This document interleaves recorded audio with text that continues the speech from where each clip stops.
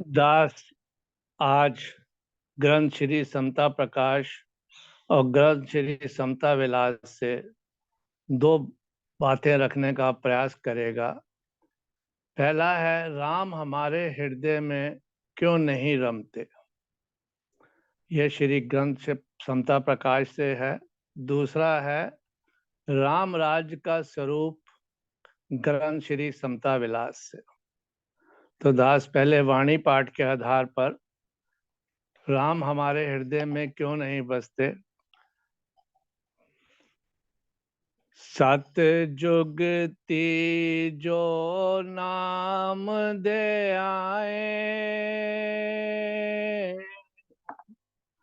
ताप तपन सकली बिन साए। अंतर रमया रहे अलोप, परगट पाए मिले जुगत अनूप। दूध मही जो घृत समाया, मेहंदी में जो रंग छुपाया, फूल माही जो गंध समाए, एह विद राम रमा तुद माहे। अपने घट की सार पछानी, पायो ठाकर अखंड निर्वाणी। क्या मेरे गुरुदेव इस पर फरमा रहे हैं कि हम जो हैं राम को अपने अंदर में क्यों नहीं प्रकट कर पाते। कह रहे हैं सच जुगती जो नाम देहाय। हमको वो युक्ति का पता होना चाहिए कि जिससे हमें अंदर राम का प्रकट हो पाए हमारे अंदर। बता रहे हैं दूध माही जो घृत समाया। कह रहे हैं जिस प्रकार से दूध के अंदर घी छिपा हुआ है और मेहंदी के अंदर रंग छिपा हुआ है, फूल के अंदर जो गंध समाई हुई है। कह रहे हैं ए विद राम रमा तुद माई। कह रहे वो राम उसके अंदर ही तो समाया हुआ है। कह रहे दूध के अंदर हम अगर हाथ मारते रहें तो क्या उसमें से मक्खन निकले आएगा। एक राजा ने, जिसके यहाँ एक ब्राह्मण पाठ किया करता था, तो राजा ने एक दिन उनसे पूछा, उन पंडित जी से जो ब्राह्मण उनके यहाँ पाठ किया करता था रोजाना दरबार में, पूछा कि भाई राम कहाँ है। तो उसने कहा कि मैं बताता हूँ साहब आपको। उसने कहा मुझे बताओ तो सही, उसको किस प्रकार से प्राप्त किया जा सकता है। सब दरबारियों से पूछा। उस जो पाठ पंडित था, जो पाठ करने वाला, उससे कहा एक हफ्ते के अंदर मुझे आप बताओ, इससे मेरे प्रश्न का उत्तर दो, नहीं तो मैं आपको जेल के अंदर डाल दूं। वो पंडित जी परेशान हो गए। जब आखिरी दिन था तो कहने लगे आज मैं राजा के आगे क्या मुंह दिखाऊंगा। तो उनका छोटा पुत्र जो परमार्थ की तरफ लगा हुआ था, उसने कहा पिताजी आप चिंता मत करो, मैं आपके प्रश्न का उत्तर दे दूंगा। उसने कहा तू छोटा सा बालक है, तुझे क्या पता। उसने कहा आप मुझे राजा के पास ले तो चलो। तो राजा के पास अपने पुत्र को लेके चले गए। राजा ने पूछा भाई मेरे प्रश्न का उत्तर कौन देगा। तो उसने कहा ये मेरा बालक जो है ये आपको उत्तर देगा आपके प्रश्न का। तो राजा ने कहा ये इसकी अवस्था ही अभी छोटी सी है, ये मेरे से आवाज के वो मेरे उसको कैसे दे सकता है प्रश्न का जवाब। तो राजा से उसने कहा, बालक ने, आप दूध मंगा दीजिए जरा। तो राजा ने दूध मंगा दिया। तो बालक जो था उसमें दूध के अंदर हाथ मारने लगा। तो राजा ने कहा तुम क्या कर रहे हो? उसने कहा मैं मक्खन निकाल रहा हूँ। तो राजा ने कहा ऐसे मक्खन थोड़े ही निकलता है। तो उसने कहा किस प्रकार से निकलता है? तो उसने कहा, राजा ने कहा इसके लिए तो युक्ति करनी पड़ती है। पहले दूध को उबाला जाएगा, फिर उसके अंदर उसको ठंडा किया जाएगा, फिर उसमें जामुन लगाया जाएगा, जब दही जम जाएगी तो उसको भिगोया जाएगा, भिगोने के बाद फिर उसमें से मक्खन निकलेगा, मक्खन को तपाएंगे, फिर उसका घी बनेगा। तो बालक ने कहा अब आपको मेरे आपके प्रश्न का उत्तर मिल गया? तो राजा ने कहा बिल्कुल ठीक, मुझे मिल गया। कहने लगे वो अंदर राम हमारे अंदर ही प्रकट है। कह रहे हमको समझ नहीं आता हम किस प्रकार से उसको बाहर ढूंढते फिरते हैं। कह रहे हैं मेहंदी के अंदर, मेहंदी के पत्तों में क्या रंग दिखाई देता है? कह रहे नहीं दिखाई देता। उसके लिए भी हमको प्रयास करना पड़ता है, बिना पुरुषार्थ के उसके अंदर से भी रंग दिखाई नहीं देगा।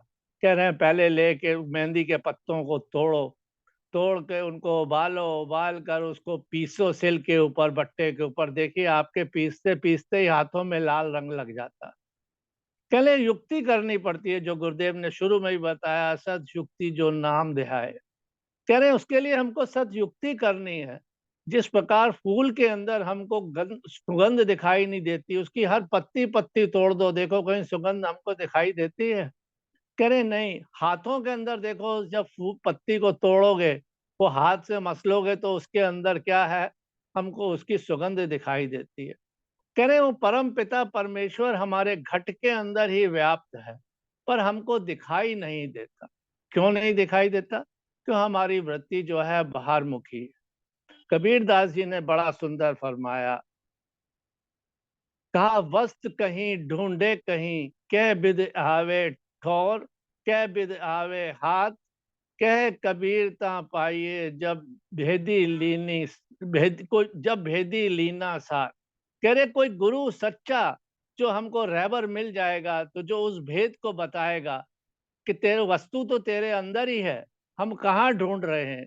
कह रहे जब हमारी बाहर मुखी इंद्रियां अंतर्मुख हो जाएंगी, तो राम तो हमारे घट घट में है, हर वक्त है, हर जगह बैठा हुआ है। किसी प्रेमी ने महाराज जी से प्रश्न किया था इसी के ऊपर, महाराज जी क्या राम का दशरथ के पुत्र का नाम सिमरने से क्या राम मिल जाते हैं? तो गुरुदेव ने बड़ा सुंदर फरमाया, कहा तू किसका सिमरन करना चाहता है? तो उनका उत्तर देखिए गुरुदेव का क्या है, एक राम घट घट बोले, एक राम दर्शत घर बोले, एक राम का सकल पसारा, एक राम सबसे हो न्यारा। कह रहे सबसे न्यारा वो परम पिता परमेश्वर राम जो है न्यारा है, हर जगह विराजमान है, हर कण कण में विराजमान है, पर हम उसको ढूंढ नहीं पा रहे, देख नहीं पा रहे। क्यों? हम बाहर की वस्तुएं देख रहे हैं, मंदिरों में खोज रहे हैं, तीर्थों पर खोज रहे हैं। कहने लगे वो तो अब हमारे अंदर ही कण कण में विराजमान है। वही गुरुदेव आगे फरमाते हैं इसी पर, अपने घट की जिस सार पछानी, पायो ठाकुर अखंड निर्वाणी। हमको अपने घट की सार पहचाननी है कि हमारे घट के अंदर तो तमाम कूड़ा कचरा भरा हुआ है। हम दिखते तो ऊपर से साफ सुथरे हैं कि साहब हमसे जैसा, हमारे जैसा इनमें साफ सुथरा कोई नहीं। कह रहे तेरे अंदर, तेरे घट में कितना कूड़ा भरा हुआ है। कबीर दास जी ने बड़ा सुंदर इस पर एक दोहा फरमाया है, अरे दाढ़ी मूछ मुंडाए के, हुआ जो घोटम गोट, मन को क्यों मूड़ा नहीं, जामे भरे हो खोट। कह रहे इसीलिए वो परम पिता परमेश्वर, वो मेरा राम दिखाई नहीं देता है। वही मेरे गुरुदेव कह रहे हैं, अपने घट की जिस सार पहचानी। जब हमारे घट के अंदर वो उसको पहचान लेंगे, हमारे विकार खत्म हो जाएंगे, हमारा मन निर्मल हो जाएगा। तो वही गुरुदेव कह रहे हैं, ए बिद राम रमा तुझ मान। कह रहे हैं वो तेरे अंदर ही बसा हुआ है, कहीं बाहर तुझे ढूंढने जाने की आवश्यकता नहीं है। कहा मूड मना क्यों बाहर धावे, सो ठाकुर तुद माही समावे। अपने आप की खोज विचार, सतगुरु सिखिया अंतरधार। फिर बता रहे हैं गुरुदेव, सो अविनाशी सो परम आनंद, सदा अजन्मा सो नित्य अखंड। कह रहे हैं वो सदा अजन्मा है, हर वक्त तेरे अंदर है, उसका जन्म मरण नहीं होता, अद्वैत है वो। कह रहे हैं हमको सिर्फ पहचानना है उसको। और कब पहचानना किस तरह है? कोई सच्चा रहबर सतगुरु मिल जाता है, वो उस मार्ग पर राह बता देता है कि तुझे इस राह पर चल के वो परम पिता परमेश्वर के जो कि तेरे अंदर विराजमान है उसको हम पा लेते हैं। कहा सो अविनाशी सो परम आनंद, सदा अजन्मा सो नित्य अखंड। सत मार्ग खोजो कल्याणा, सतगुरु साध मिल पाओ निधान। कह रहे हैं सतगुरु के साथ करके, उसका संग करके, उस परम पिता परमेश्वर को, राम को, जिसको कि हम पहचान नहीं पा रहे, वो हमारे अंदर विराजमान है। कह रहे हैं हम जब कोई अच्छा सतगुरु मिल जाता है, उसके बताए हुए मार्ग पर चलकर हम जो है अपना कल्याण कर लेते हैं और उस राम को अंदर प्रकट कर लेते हैं। अब दूसरा जो आप गुरुदेव ने संत ग्रंथ श्री समता विलास में फरमाया है, राम राज्य की स्थापना का स्वरूप क्या है। देखिए अभी 22 तारीख को ही राम की प्राण प्रतिष्ठा हुई। बड़ा सा अजीब सा लगता है कि मूर्तियों के अंदर प्राण कब से आने लगे। कहने लगे परमात्मा ने तो एक इंसान बनाया, मूर्तिकार बनाया, उस मूर्तिकार ने तमाम राम और सब बना दिए, क्या वो उनके अंदर प्राण फूंक सकता है? या आम जनमानस का कोई व्यक्ति उसके अंदर प्राण फूंक सकता है? कहने लगे वो तो शुरू, परमात्मा तो, राम तो आज से नहीं है, हजारों वर्ष से है, करोड़ों वर्ष से है। जब से सृष्टि की रचना हुई तब से राम है। क्या राम 500 साल पहले, जो ये राम की बात हो रही है, क्या राम सिर्फ 500 साल पहले ही थे?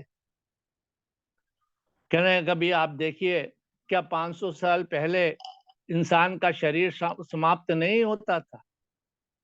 तब नहीं कहा जाता था कि राम का नाम सत्य है, हरि का नाम सत्य है? कहा जाता था ना, तो राम तो पहले से ही थे। तो वो प्रतिष्ठा, प्राण प्रतिष्ठा हम जो कर रहे हैं, वो मूर्तियों के अंदर प्राण डालने की बात कर रहे हैं, जो कि असंभव है। मेरे गुरुदेव ने कभी मूर्ति पूजा का खंडन नहीं किया। उन्होंने कहा उस मूर्ति का, उस राम की प्रतिष्ठा, जो प्राण प्रतिष्ठा जो की गई, कहने लगे उनके आचरण, उन्होंने जो कार्य किए हैं, तो उन कार्यों को कर, उसको सामने रखकर, उसको आदर्श मानकर कि इस मूर्ति ने क्या कार्य करे हैं, मैं उस कार्य को करूं, तो कहने लगे राम राज्य तभी बन पाएगा। अब गुरुदेव मेरे क्या फरमाते हैं, राम राज्य का स्वरूप वचन नंबर पहले पर फरमाते हैं गुरुदेव, जरूरतों की मुनासिब यानी ज्यादा नुमाइशी अय्याशी जिंदगी से परहेज करें। कह रहे हैं जरूरतों की मर्यादा यानी ज्यादा नुमाइशी और अय्याशी जिंदगी से परहेज करें। अब पहले ही वचन में गुरुदेव ने बता दिया हमको कि हम अपनी जरूरतों को क्या करें, मर्यादा के अंदर करें। और राम भगवान की क्या उनको उपाधि दी गई थी कि मर्यादा पुरुषोत्तम राम। कह रहे हैं वो जो भी कार्य करते थे वो मर्यादा के अंदर ही रह के करते, इसीलिए उनको मर्यादा पुरुषोत्तम राम कहा गया। ना तो उनकी इच्छाएं प्रबल थी, ना उनके अंदर कोई गुस्सा था, ना उनकी अंदर कुछ नुमाइशी जिंदगी थी, बड़ा सादा पहनावा उनका रहता था। इसीलिए तो उनको कहा गया कि मर्यादा पुरुषोत्तम राम। कह रहे हैं हर चीज के अंदर उनकी मर्यादा थी। फिर बता रहे हैं गुरुदेव मेरे वचन नंबर 2 पे कि ये रामराज की किस का स्वरूप कैसे बन सकता है। वचन नंबर 2 पे बता रहे हैं, तमाम जनता को आत्मनिश्चय की दृढ़ता यानी तोहमात से छुटकारा प्राप्त हो। कह रहे तमाम जनता को आत्मनिश्चय की दृढ़ता, तोहमात से छुटकारा प्राप्त हो। ये किस प्रकार से हो सकता है कि आत्म निश्चय में, हमको आत्मा के अंदर निश्चय में क्या करना है, हमें अपने आप को अपनी इच्छाओं पर किस प्रकार से काबू पाना है, उस परमात्मा हमारे अंदर बैठा हुआ है उसका निश्चय पक्का करना है। और ये बाहरी जो चीजें हैं इनसे छुटकारा पाना है। फिर तीसरे पर बताते हैं गुरुदेव मेरे, राज सेवक तथा जनता में परस्पर प्रेम हो। कितनी सुंदर बात गुरुदेव बता रहे हैं, जो आज हम देखने में हमारे को आती है। कह रहे हैं राज सेवक तथा जनता में परस्पर प्रेम हो। आज राज सेवक क्या कर रहे हैं, किसी से छुपी नहीं, और जनता के साथ में उनका कितना प्रेम है ये भी आप सभी लोग जानते हैं।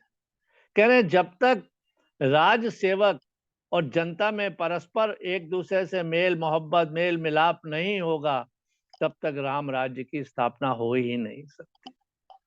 अगला बताते हैं गुरुदेव वचन नंबर 4 पर, राज सेवक निरपेक्ष निर्लोभ और शुद्ध आचारी हो।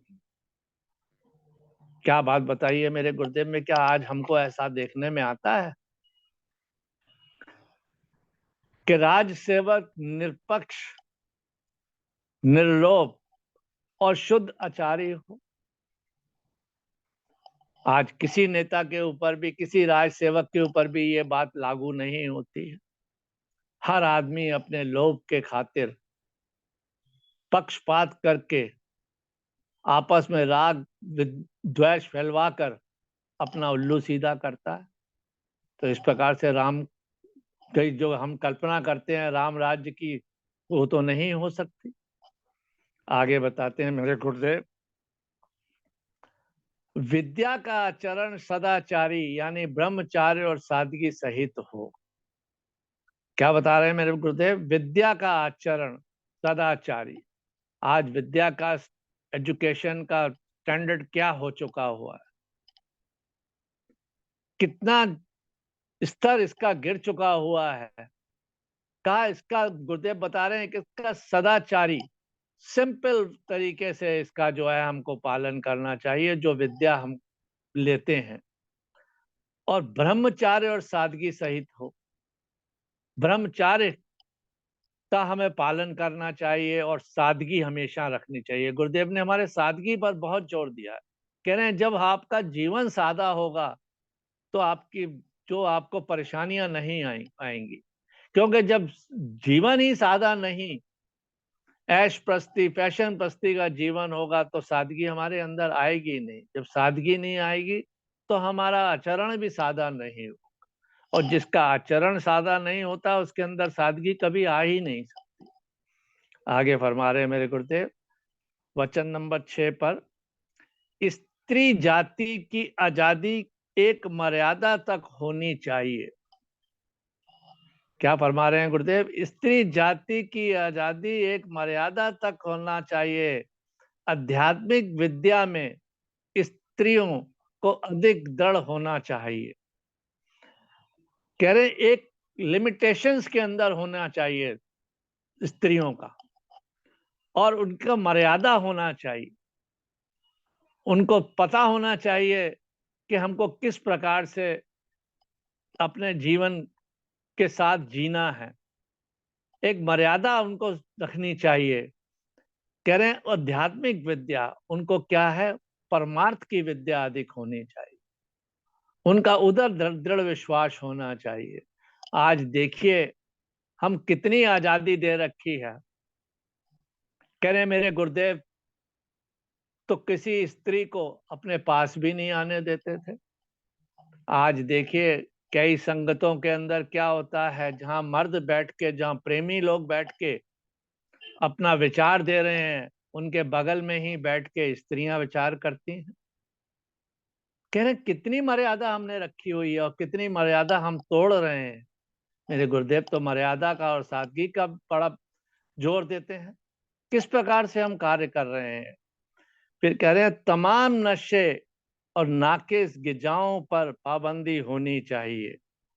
क्या फरमा रहे हैं गुरुदेव मेरे, कि तमाम नशे और नाकिस यानी घटिया खुराक पर पाबंदी होनी चाहिए। हम कितने प्रकार के यहाँ बैठ के देखिए आप, बड़े बड़े प्रोग्रामों के अंदर, धार्मिक प्रोग्रामों के अंदर देखिए किस तरह से वहाँ नशेबाजी की जाती है। शराब पीकर प्रवचन किए जाते हैं, बड़ी बड़ी चीजें सुनने के लिए मिलती हैं तो बड़ा अंदर से मन दुखी होता है कि मेरे गुरुदेव ने तो कितना अपने जो हमारे लिए कितने सख्त नियम बनाए, क्या हम उनके नियमों का पालन करते हैं? कह रहे हैं हमारे राम राज्य की स्थापना किस प्रकार से हो सकती है? ऐसे नहीं होगी कि हम करें और करें कुछ, दिखावें कुछ और, अपने आप को बड़ा परमार्थिक माने कि मेरे से बड़ा तो सेवक कोई नहीं, मेरे से तो बड़ा कोई प्रवचन करने वाला कोई नहीं, और अंदर अपने अंदर झांक के देखे कि मैं उस गुरु की शिक्षा को कितना ग्रहण कर रहा हूँ, कितना मान रहा हूँ, किस प्रकार से चल रहा हूँ। फिर मेरे गुरुदेव कह रहे हैं कारोबार के तमाम सिलसिले मर्यादा में और समय की पाबंदी सहित होने चाहिए। कहा तमाम सिलसिले, कोई भी जो हम कारोबार कर रहे हैं उसमें मर्यादा होना चाहिए, एक समय की पाबंदी होनी चाहिए कि अगर हम मान लीजिए 8 बजे कोई कार्य प्रारंभ करते हैं और शाम को 8 बजे हम उसको समाप्त बंद करते हैं, कह रहे हैं इसकी पाबंदी होनी चाहिए, ये नहीं कि सवेरे से शाम तक लगे हुए हैं। गुरुदेव आगे कहते हैं विद्या निध्यासन में, कितनी बड़ी बात गुरुदेव कह रहे हैं यहाँ पर, कह रहे हैं विद्या निध्यासन में लड़के लड़कियों के स्कूल अलहदा अलहदा होने चाहिए। क्या कह रहे हैं कि बड़ी बात बताई गुरुदेव ने। क्या आज हम देखिए हमारे बच्चे, अगर कोई बच्ची है तो गर्ल्स स्कूल में जा भेजते हैं तो लोग कहते हैं अरे यार वहाँ का तो स्टैंडर्ड अच्छा नहीं है, आप इनको कोएड एजुकेशन में भेजिए जहाँ लड़के लड़कियां एक साथ पढ़ते। और मेरे गुरुदेव तो कह रहे हैं उनका अलग अलग होना चाहिए। क्यों बता रहे हैं अलग अलग? कि आजकल का जो माहौल चल रहा है उसके वजह से मेरे गुरुदेव ने कितने साल पहले ये बातें बता दी।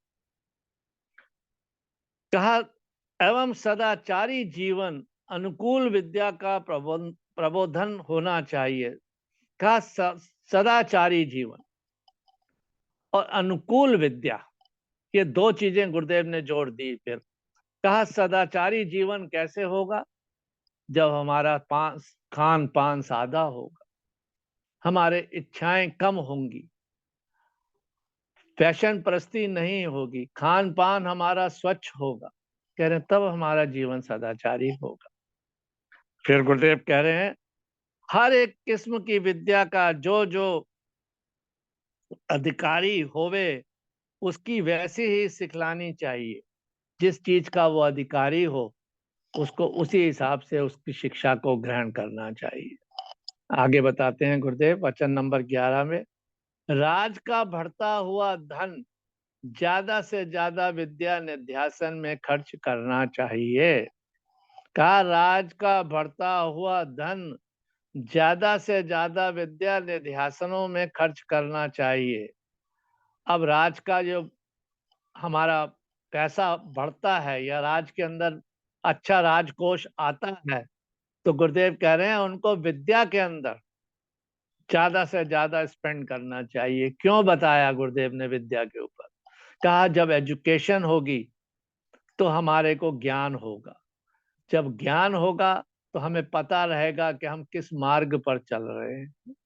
तो कहा इसीलिए और गुरुदेव ने कहा कि विद्या पर ज्यादा जोर दिया। आज देखिए हमारे यहाँ क्या विद्याएं, जो पैसा बढ़ रहा है उससे और कमाने की होड़ लगी हुई है। कितने बार और थिएटर्स खुल रहे हैं, कितने क्लब्स खोले जा रहे हैं, किसके लिए? कि साहब हमारा राजकोष बढ़ेगा। तो गुरुदेव तो हमारे को और हिदायत दे रहे हैं, कह रहे हैं इसको विद्या पर ज्यादा से ज्यादा धन, इसका जो है राजकोष लगाना चाहिए। वचन नंबर 12 में बता रहे हैं गुरुदेव सब जीवों को अपनी सही उन्नति की आजादी और सहायता होनी चाहिए। कह रहे हैं किसी के ऊपर कोई बाउंडेशन नहीं होनी चाहिए। उनकी उन्नति, वो किस तरह से प्रोग्रेस कर सकता है उसको उसी हिसाब से उसको अग्रसर होना चाहिए। उस पर कोई लिमिटेशन या कोई बाउंडेशंस नहीं लगा देनी चाहिए। आगे बता रहे हैं मेरे गुरुदेव वचन नंबर 13 पे, सत असूलों का ज्यादा से ज्यादा प्रचार होना चाहिए।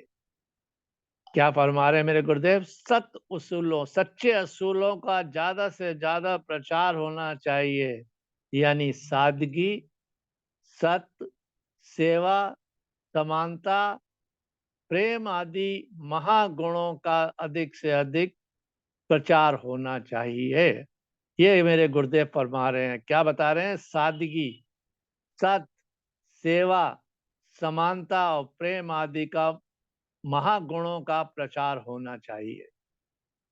14वें में बताते हैं मेरे गुरुदेव, राज सेवक निहात उच्च और पवित्र कर्तव्य आचारी हो। क्या फरमाया गुरुदेव ने? राज सेवक निहात उच्च और पवित्र कर्तव्यचारी हो। आज देखिए कि कितने हमारे राज्य सेवक, उनका जो है आचरण कितना शुद्ध है और कितने उनके जो हैं पवित्र कर्तव्य हैं। अपने कर्तव्यों का किस प्रकार से निर्वाह कर रहे हैं, जनता तक क्या पहुंचा रहे हैं। कि मेरे गुरुदेव तो यही बता रहे हैं कि उनका क्या होना चाहिए? पवित्र कर्तव्य और पवित्र कर्तव्य आचारी होना चाहिए। तब जाकर राम राज की कल्पना की हम कहीं बात कर सकते हैं। अंत में 15वें वचन में क्या फरमा रहे हैं मेरे गुरुदेव? अधिक त्याग, अधिक आध्यात्मिक, निश्चयपूर्ण, शुद्ध शुद्धाचार, ईश्वर भक्ति, देशभक्ति में अधिक विश्वास, सब जीवों में समानता भाव, राज सेवक और जनता में इन गुणों का होना ही असली राम राज्य है। एक बार फिर स्मरण कर, इसको दास रिपीट करता है। अधिक त्याग, अधिक आध्यात्मिक निश्चय, मेरे गुरुदेव रामराज की बता रहे हैं किस प्रकार से बन सकता है। आध्यात्मिक निश्चय, पूर्ण शुद्ध आचार, ईश्वर भक्ति, देशभक्ति में अधिक विश्वास, सब जीवों में समानता भाव, राज सेवक और जनता में इन गुणों का होना ही असली राम राज्य है। आज हम राम जी की मूर्ति की स्थापना हो गई, उनका प्राण प्रतिष्ठा हो गई। क्या राम जी ने जो हमको हिदायतें दी थी, जो शिक्षा दी थी, क्या हम उन पवित्र जो उन्होंने प्राण प्रतिष्ठा की गई, क्या उस पर हम चलकर उनके जो उन्होंने हमें राह दिखलाई, क्या हम उस पर चलेंगे? एक मूर्ति बना दी गई, एक मंदिर बना दिया गया, एक दर्शनार्थियों के लिए दर्शन करने के लिए एक जगह बना दी गई। क्या उनके बताए हुए मार्ग को अगर हम फॉलो करेंगे तो असली में हम राम राज्य की ओर चलेंगे। ओम ब्रह्म सत्यम। दास से कोई पढ़ने में गलती हो तो क्षमा करिए।